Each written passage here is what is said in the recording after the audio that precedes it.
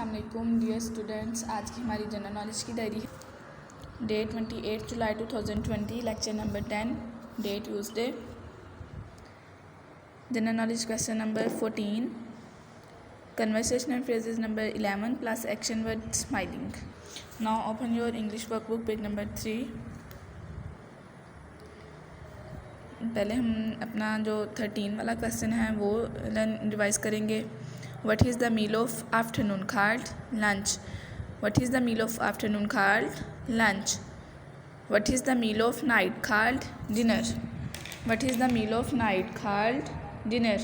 What is the meal of night called? Dinner. Now open your English workbook page number 1. Revision question number 10.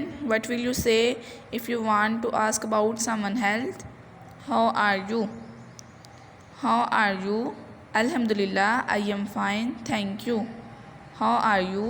Alhamdulillah, I am fine, thank you. Now open your English workbook page number 3. Learn the action word smiling. Smiling action है आज हमारा। तो smiling action हमारे किस action को show करता है? Smile pass करते हैं ना, किसी को देख के अगर स्माइल पास करें तो वो हमारा कौन सा एक्शन होता है? Smiling action. Do smiling action, do smiling action. जब मैम कहेंगे ना डू स्माइलिंग एक्शन, तो इसका मतलब है कि आप लोग फ़ौरन से स्माइल पास करें। ओके स्टूडेंट्स, अल्लाह हाफिज़।